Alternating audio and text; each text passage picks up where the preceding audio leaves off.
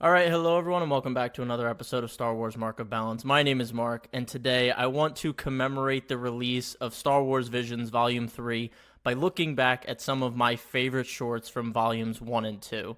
If you've been listening to the podcast for a while, you know how much I love Star Wars Visions. I think it is such a breath of fresh air for Star Wars storytelling. It brings in so many unique and creative ideas and stories that we've never seen explored in the Star Wars galaxy. And most importantly, these shorts are full of heart and passion for the Star Wars medium.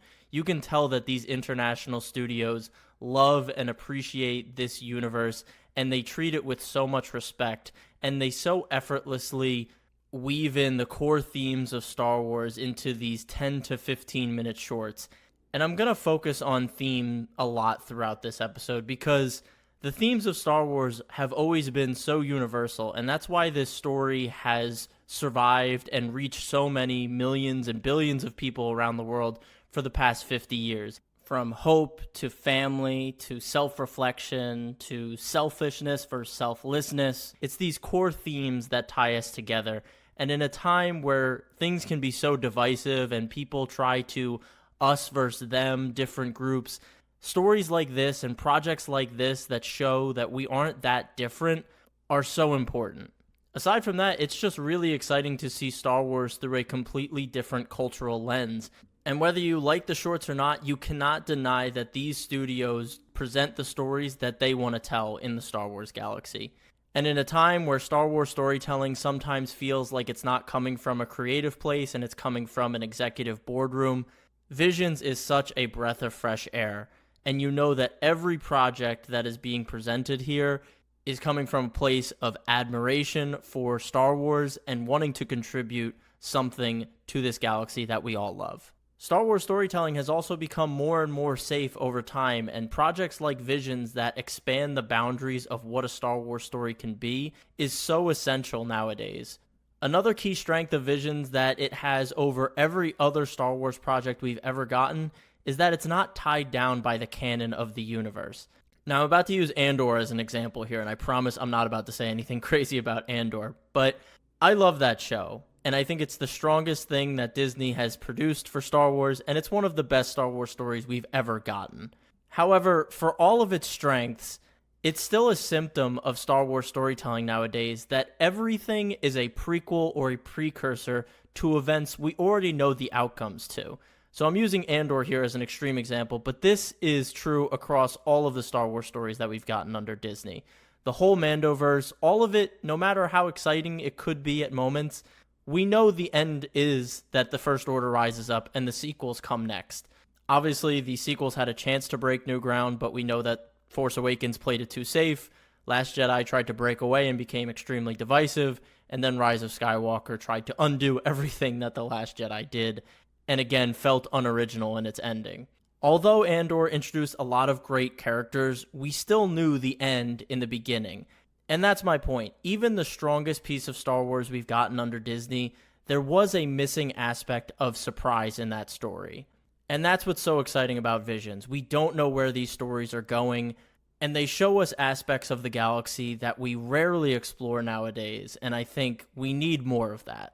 Now, as much as I'm praising Visions, it's far from perfect. There are plenty of shorts that miss the mark for me, but I think every short brings value in some way or another. Whether it's in the first volume where we have the rock band short or the short about the droid that wants to become a Jedi, both of those aren't my favorite, but I think they're interesting ideas to explore.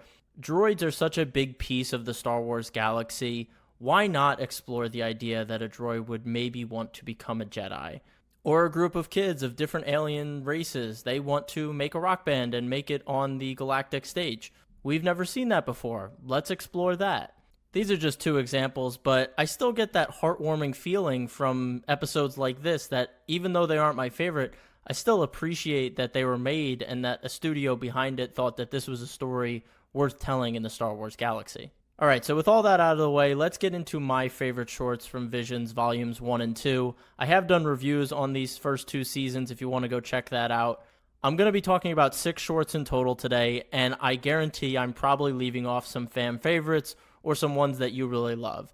And to be honest, I'm probably leaving off a couple that I really enjoyed, but these 6 are really the ones that hit me the most and I think encompass why Visions is such a strong Star Wars project. These will be in no particular order, but I do want to start with my absolute favorite. I know some people like saving their favorite to the end of the video for engagement. No, I want to tell you right up front what my favorite short is from Visions, and that is The Village Bride. This is one of my favorite Star Wars stories told under Disney. I cannot speak highly enough about this 15-minute short. I did an entire video essay on it because I think it perfectly encapsulates the essence of Star Wars without being overtly Star Wars.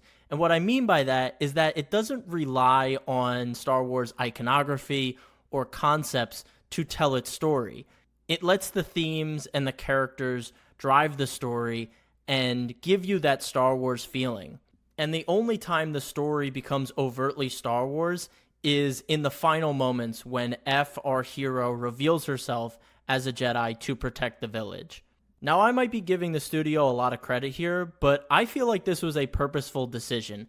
They deliberately go out of their way to not mention the Force. They have a new term for it on this planet called Magina that the locals use. They don't say, "May the Force be with you." They say, "Magina, may you rise." Our story follows a Jedi throughout the entire short, but we never hear her mention the Jedi or show any lightsabers. And for me, this brings up such an interesting question. Is a Star Wars story good nowadays because it's set in the Star Wars galaxy and it has all the trappings of Star Wars?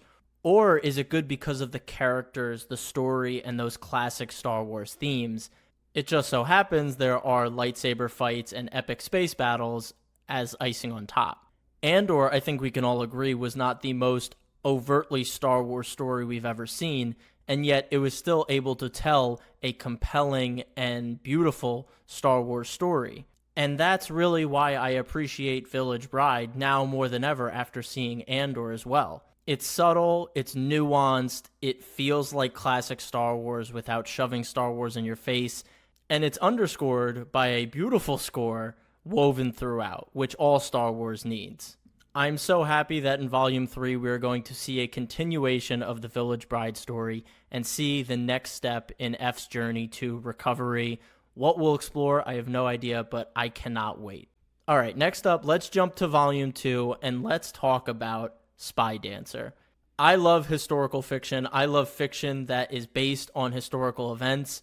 So when I found out that Spy Dancer was inspired by French resistance fighters working in occupied France during World War II that would spy on unsuspecting Nazi officers who would come into these dance clubs and they would get information from them to support the Allied troops, I was so excited.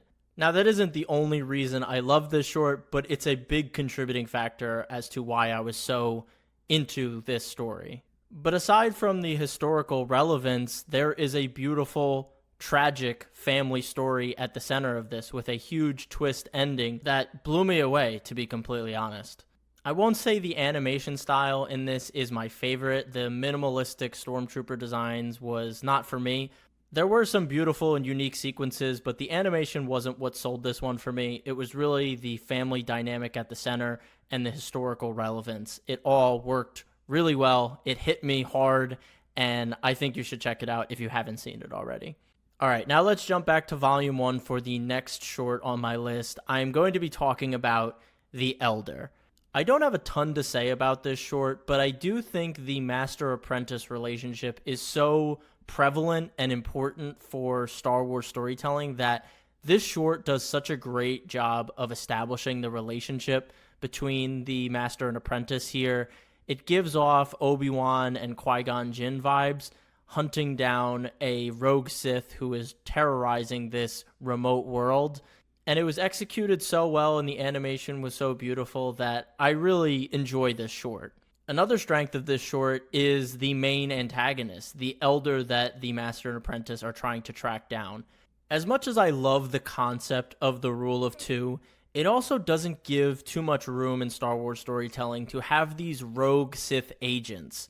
And getting to see this Ronin elder Sith who is out terrorizing the galaxy as he sees fit is really interesting to me. There's also a great horror aspect to his character. He's very unsettling to look at. His dual katanas are deadly and very intimidating. He uses lightning.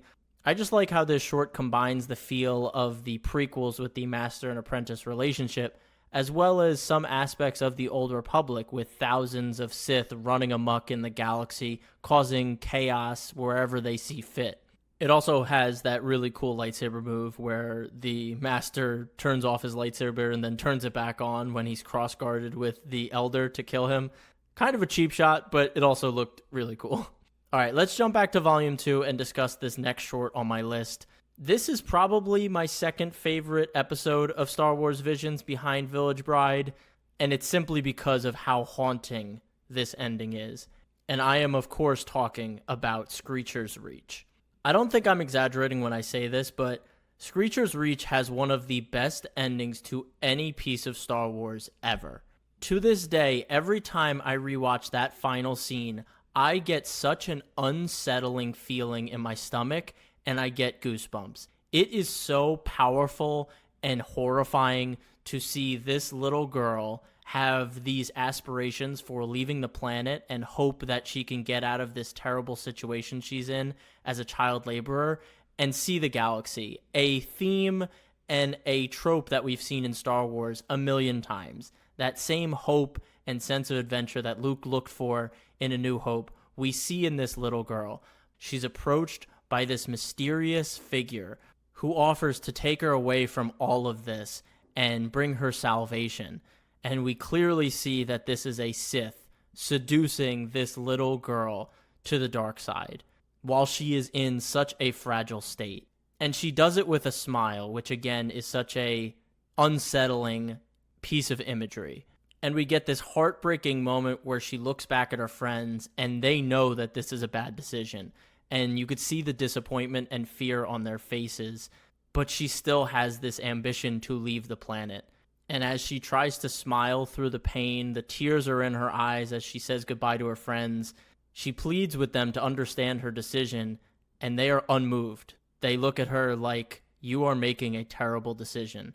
And part of her probably knows she is, but she goes with it anyway. And it's that first step to the dark side she doesn't even know she's taking. And the Sith is taking advantage of that. Ignorance. And that's what's so scary. This Sith is going to mold this girl's mind. She's going to abuse her. She's going to change her into the darkest version of herself.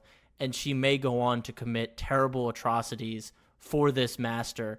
And the master's just doing it with a smile. It's so sinister. And man, I love the ending of this short. I think it should be talked about a lot more. And the whole short is underpinned by a beautiful, haunting score. All right, let's jump back to Volume 1 for probably the most popular Vision short, Ninth Jedi. This short deserves the hype. There's a lot of twists and turns. There's a sense of adventure with the little girl who works at her father's forge. It's like a swordsmith shop, but in the Star Wars galaxy. And then we have this other storyline where a group of Force-sensitive beings were all gathered together on this mysterious space station. And the person who organized the meeting feels very untrustworthy. He looks like a villain, and we as the audience feel uneasy about him, and we kind of trust the robed figures more. But then we see the twist that all of the robed figures are actually Sith, and they're hunting the last of the Jedi. And we get this really amazing fight sequence. We get a great chase sequence with the little girl trying to run away with this lightsaber that her dad made. And the concept of the lightsaber blade changing with its user, that's something we obviously see several years later in The Acolyte with Osha changing the blade from blue to red. Again, we don't like talking about The Acolyte that much, but maybe Leslie Headland watched The Ninth Jedi and thought of that as an idea and wanted to work it into her show. I don't know, but it was really cool in this medium to see the lightsabers kind of change color and depth. You know, the little girl has a lightsaber that's kind of see-through, but then as she's going to train more and more, I assume it will become a full like green lightsaber, which is a cool concept. Again, this is outside the canon, so they can play around with the established lore of lightsabers, but I think it was more as a visual storytelling device in this case. And the most exciting thing about this short is that it was meant to be a prologue to a larger story. And we are going to thankfully see that larger story. Not only is The Ninth Jedi getting a follow-up in Volume 3, but we're also getting a full season of The Ninth Jedi, I think next year, which is so cool. I am really excited to see a full-length animated anime for Star Wars. And the most important part is that it's all planned out. The director said, I have an idea for an entire movie with this story. Please let me do it. And he's going to be able to do it, which is great. So I'm really excited for this story to continue. And the final short I will be discussing today is from Volume 2. I did not save the best for last. I'm sorry. I know a lot of people do that. I didn't, but I really like this short. It is the opening episode from Volume 2, and it's just called Sith. I think the animation here is unbelievable. It mixes so many different styles together. We get this whitewashed background with little blots of paint when the fight is going on with the Sith and his former apprentice. We have this chase sequence that I can't even describe what type of animation is going on. It feels like it's combining the Spider-Verse movie animations with like Arcane as well as 2D aspects and then also the paint aspect. It's so creative. It's such a visual treat. And then the fight at the end with the master and the apprentice or former apprentice is really cool. I really like how they coordinated it and choreographed it. And then we get a flip on the Ahsoka line, I am no Jedi. The main character says, I am no Sith, or I'm no longer a Sith. And they accept their dark side and their light side, and their dual blade goes like yellow and red on both sides. Again, from a lore perspective, doesn't really make sense with the established canon, but here, again, it was more of a visual, symbolic way to tell the story, and I thought it looked really cool. It was a nice nod to Star Wars we've seen before, while also still touching on that theme of accepting both your light and your dark side. The dark side will always be a part of you. It's whether you can accept it. That's the challenge, and you also can't let it overtake you and steer your decision-making. So I really liked Sith. I want to see more from this studio because this animation was just out of this world, and I'm so curious what their other projects look like. All right, so that's my list. I'm sure a lot of you are like, how could you not put Ronin, the black and white episode from Volume 1? How could you not put that episode? It was so good. Or how could you not put the, what was the one from the second one that was done by the animation studio that did Korra? Journey to Darkhead, I think that's what it was. I have to go back and rewatch those. I mean, the Ronin one was just like cool visually. I wasn't that drawn into the story. I think it was just something that looks cool. Journey to Darkhead, I might have to rewatch. The animation there was incredible. I can't wait to see the new Avatar movies because if the animation is on that level for a movie, that's going to be amazing. So maybe that one deserves a rewatch. But other than that, I'm pretty confident in the 6 that I've picked here. A couple others throughout the first 2 seasons also affected me and gave me a nice heartwarming feeling, but these are the ones that I think are the cream of the crop from Visions. So please let me know what your list would be. I want to talk Visions with you guys. I'm so excited for Volume 3. Let me know if you are too in the comments below. Please like, subscribe, do all the YouTube things. I would really appreciate it. Thank you so much for listening. And as always, stay safe, stay healthy, and may the Force be with you. Peace.